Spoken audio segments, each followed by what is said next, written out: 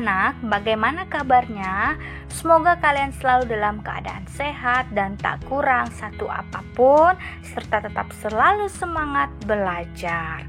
Nah, anak-anak, seperti yang kalian ketahui bahwa pada video kali ini kita membahas mengenai perlawanan terhadap kolonialisme dan imperialisme, di mana perlawanan terhadap kolonialisme dan imperialisme itu terbagi menjadi dua, yaitu perlawanan rakyat Indonesia terhadap persekutuan dagang bangsa Barat yang sudah kita bahas pada video sebelumnya, serta perlawanan rakyat Indonesia terhadap pemerintah Hindia Belanda yang akan kita bahas pada video kali ini. Adapun tujuan pembelajaran kita, di mana nantinya kalian mampu atau bisa menjelaskan perjuangan rakyat Indonesia di berbagai daerah dalam menentang pemerintah Hindia Belanda pada saat itu. Nah, bagaimana pembahasannya? Mari simak materi kita.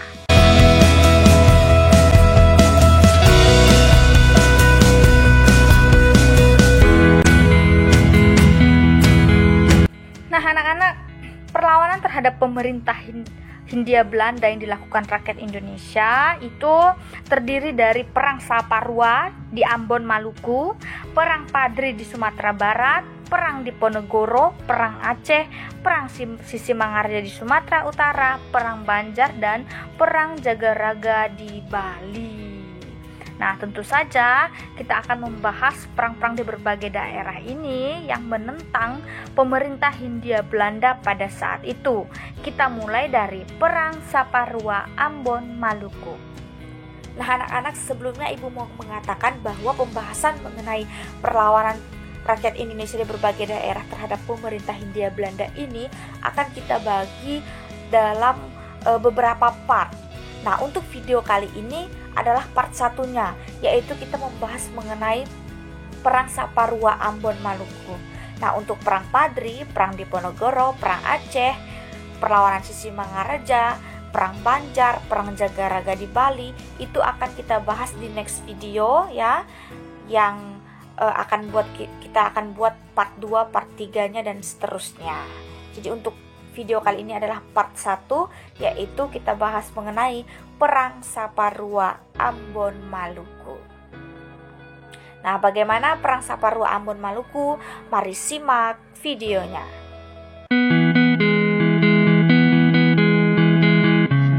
Nah, anak-anak, ini adalah tokoh ya yang berperan dalam Perang Saparua Ambon, Maluku. Nah, di situ sudah ada Thomas Matulesi atau yang dikenal dengan Kapten Patimura yang ada biasa di uang 1000. Tentu saja kalian pernah lihat. Nah, jadi yang di uang 1000 ini adalah Thomas Matulesi atau Kapten Patimura yang ikut berperan dalam Perang Saparua di Ambon, Maluku. Nah, yang di sebelahnya ada Christina Marta Tiahahu yang juga ikut berperan dalam Perang Saparua Ambon, Maluku. Nah, di situ juga ada termasuk Paulus Tiahahu. Ibu belum dapat fotonya atau gambarnya, tapi ada 3 tokoh ya di sini. Nanti ada si Patimura, Christina Marta Tiahahu, dan ayahnya si Christina ini ya, yaitu Paulus Tiahahu. Nah, bagaimana terjadinya perang ini? Mari kita simak. Anak-anak, latar belakang terjadinya Perang Saparua di Ambon, Maluku. Yang pertama adalah sifat kritis rakyat Maluku. Maksudnya seperti apa, Bu? Nah, kalian masih ingat ya pelajaran kita yang sudah-sudah tentang bangsa-bangsa Barat yang menjajah Indonesia? Ada Belanda, ya kan? Dia mulai dengan monopoli perdagangan, kemudian diganti Prancis lagi yang menjajah Indonesia dengan kerja paksa, diganti lagi Inggris, ya kan, dengan sewa tanah, diganti lagi kepada Belanda lagi yang menerapkan sistem tanam paksa. Nah, jadi ada dua kurun waktu berbeda Belanda menjajah Indonesia, dan ada negara-negara lain juga yang menjajah Indonesia. Nah, di situ rakyat Indonesia itu menyadari ya, kritis dan menyadari bahwa Belanda bukanlah kekuatan yang paling hebat, karena bukan hanya Belanda yang bisa menjajah Indonesia. Jadi rakyat itu kritis, sadar bahwa Belanda ini bukan kekuatan yang paling hebat. Ayo kita perang. Nah, itu salah satu sifat kritis rakyat Maluku yang latar belakangi terjadinya Perang Saparua di Ambon Maluku. Nah, sifat-sifat kritisnya diantaranya juga di mana rakyat Indonesia itu sudah muak dengan penindasan yang dilakukan Belanda sejak zaman VOC. Dimulai dari yang monopoli perdagangan itu, mereka sudah muak terhadap penindasan-penindasan yang dilakukan oleh Belanda pada saat itu.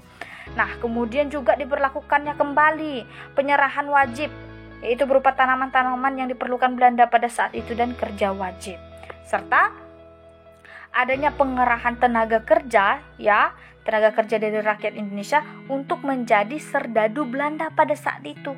Siapa mau, ya kan, ditindas-tindas seperti itu. Nah, hal-hal inilah yang melatar belakangi terjadinya Perang Saparua di Ambon, yaitu di Ambon Maluku, yang menentang pemerintah Hindia Belanda. Nah, bagaimana kronologi terjadinya Perang Saparua ini? Mari kita simak.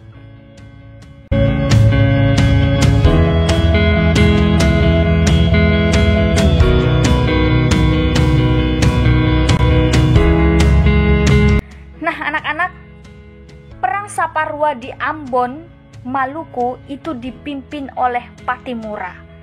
Nah, oleh Thomas Matulesi, yaitu Patimura, yang pada saat itu juga bersama pasukan rakyat Indonesia atau rakyat Maluku lainnya, juga ada di situ ayahnya Christina Marta Tiahahu. Nah, tapi dipimpin oleh Patimura. Nah, perang ini itu dilakukan atau diawali dengan penyerangan benteng Dorstad di Saparua, yaitu bentengnya si Belanda yang ada di Saparua pada saat itu. Itu mereka serang, itu yang di awal mereka serang. Kemudian bentengnya mereka kepung. Nah, kemudian selain menyerang dan mengepung benteng Dorstad milik Belanda yang ada di Saparua, mereka juga membakar perahu-perahu pos di pelabuhan pada saat itu. Nah, dan pada saat itu, tepatnya 16 Mei 1817, Patimura bersama pasukan lainnya itu berhasil merebut benteng Belanda. Mereka berhasil merebut benteng Belanda. Nah, selain itu, anak-anak, selain berhasil merebut benteng Belanda di Saparua pada saat itu, mereka juga berhasil menembak mati Residen Vandenberg. Siapa itu, Bu? Residen Vandenberg. Sebelumnya Ibu jelaskan dulu. Residen ini adalah seseorang yang mengepalai keresidenan. Nah, apa itu keresidenan?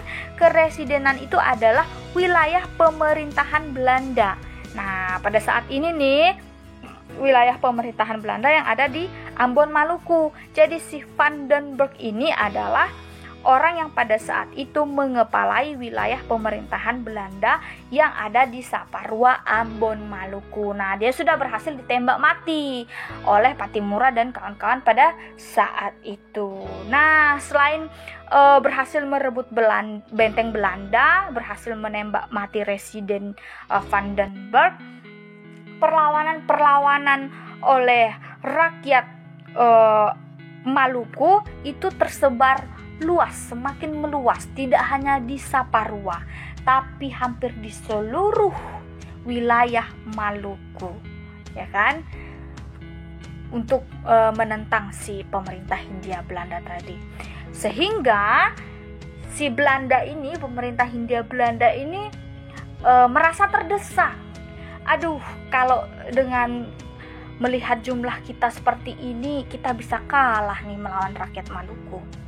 Nah, sehingga pada Juli 1817, Belanda itu meminta pasukan Belanda lainnya yang ada di Batavia untuk membantu mereka berperang melawan rakyat Maluku. Kemudian datanglah pasukan si Belanda yang di Batavia ke Ambon untuk membantu mereka melawan rakyat Maluku. Nah, ternyata setelah dibantu dari pasukan Belanda yang di Batavia, akhirnya Belanda di Maluku pada saat itu jumlahnya cukup banyak, melebihi jumlah rakyat Maluku pada saat itu. Nah, sehingga hal ini membuat Pattimura itu terdesak. Bagaimana caranya ya supaya kita bisa menang? Meskipun si Belanda ini punya pasukan yang lebih banyak daripada kita. Nah, jadi karena sudah terdesak tadi, sehingga pada Agustus 1817 itu Pattimura terpaksa melakukan perang gerilya. Apa itu perang gerilya? Perang gerilya adalah perang yang dilakukan secara sembunyi-sembunyi, penuh kecepatan, sabotase, dan biasanya dalam kelompok yang kecil tapi sangat fokus dan efektif. Bisa kalian sambil perhatikan gambar ini. Jadi perang itu dilakukan secara sembunyi-sembunyi, taktiknya seperti itu. Itulah yang dilakukan Pattimura bersama kawan-kawannya, yaitu termasuk bersama ayahnya si Marta Tiahahu, untuk melawan pasukan Belanda yang pada saat itu jumlahnya lebih banyak daripada mereka. Nah, anak-anak, setelah perang itu terjadi, kan mereka lagi berperang nih. Ternyata dalam perang itu si Belanda pada 8 November 1817 itu berhasil merebut bentengnya kembali. Jadi tadi benteng yang udah dikepung oleh rakyat Maluku di bawah pimpinan Pattimura itu berhasil direbut kembali oleh Belanda pada saat itu. Nah, selain berhasil merebut bentengnya, tadi kan si Pattimura itu bersama pasukan lain melawan Belanda, termasuk bersama ayahnya si Christina Marta Tiahahu kan, yaitu Paulus Tiahahu. Nah, selain berhasil merebut bentengnya kembali, si Belanda ini berhasil menangkap ayahnya si Christina Marta Tiahahu ini, yaitu Paulus Tiahahu. Nah, selain berhasil menangkapnya, dia juga berhasil menewaskan Paulus Tiahahu atau menghukum matinya. Nah, kemudian mendengar kejadian ini, si Marta Tiahahu ini merasa harus ikut melakukan perlawanan terhadap Belanda. Dia berpikir, ayahku sudah tewas dibunuh oleh Belanda dalam perang ini. Aku harus meneruskan perjuangan ya untuk melakukan perlawanan terhadap pemerintah Hindia Belanda. Sehingga si Marta Tiahahu ini memutuskan untuk ikut melakukan perlawanan, ikut melakukan perang gerilya bersama Pattimura untuk melawan pemerintah Hindia Belanda pada saat itu. Nah, anak-anak, for your information, pada saat Christina Marta Tiahahu ini memutuskan untuk ikut Pattimura perang gerilya untuk melawan pemerintah Hindia Belanda, pada saat itu dia masih berusia 17 tahun. Kalian bisa bayangkan seorang perempuan usia 17 tahun ikut perang gerilya melawan Belanda, ya kan? Nah, luar biasa sekali. Kita harus menghargai jasa-jasa daripada Christina Marta Tiahahu, termasuk juga Pattimura dan ayahnya. Nah, jadi si Christina ini mengikut Pattimura dan rakyat Indonesia lainnya untuk melanjutkan perang, ya kan, melawan pemerintah Hindia Belanda pada saat itu. Nah, anak-anak, hanya saja pada saat itu Pattimura posisinya itu semakin terdesak mengingat jumlah pasukan Belanda yang cukup banyak pada saat itu. Nah, naasnya anak-anak, pada 16 Desember 1817 Pattimura bersama 3 pengikutnya itu dihukum mati, yaitu dihukum gantung di kota Ambon. Nah, anak-anak, Pattimura bersama 3 pengikutnya sudah dihukum mati, hukum gantung oleh Belanda. Kemudian juga ayahnya si Christina Marta Tiahahu, yaitu Paulus Tiahahu, juga sudah tewas di tangan Belanda. Nah, meskipun demikian anak-anak, itu tidak menyurutkan semangat Christina Marta Tiahahu untuk melanjutkan perang gerilya. Dia tetap melanjutkan perang gerilya bersama rakyat-rakyat Maluku lainnya pada saat itu. Nah, meskipun demikian anak-anak, Christina Marta Tiahahu sudah semangat untuk melanjutkan perang gerilya. nasib tidak ada yang tahu. Nah, naasnya si Christina Martha Tiahahu ini akhirnya juga tertangkap oleh Belanda bersama 39 orang lainnya. Hanya saja dia tidak dihukum mati, tetapi dia direncanakan Belanda untuk dibuang ke Jawa untuk dijadikan sebagai pekerja rodi. Ya, si Martha Tiahahu ini bersama 39 orang lainnya. Nah, kemudian si Belanda membawalah Christina Martha Tiahahu ini menggunakan kapal dari Ambon yaitu menuju Jawa untuk dijadikan pekerja rodi tadi. Tapi anak-anak dalam perjalanan ya dari Ambon ke Jawa ini di kapal si Christina Martha Tiahahu ini tidak mau makan dan tidak mau buka mulut sehingga ia pun jatuh sakit dan akhirnya meninggal pada 2 Januari 1818. Nah, kemudian jenazahnya dibuang ke laut antara Pulau Buru dan Pulau Tiga. Nah, anak-anak, begitulah kisah Perang Saparua di Ambon, Maluku, yaitu salah satu perang rakyat Indonesia yang ada di Maluku untuk menentang pemerintah Hindia Belanda. Nah, anak-anak, bagaimana perjuangan rakyat Indonesia di daerah lainnya untuk menentang pemerintah Hindia Belanda? Mari kita simak di next video.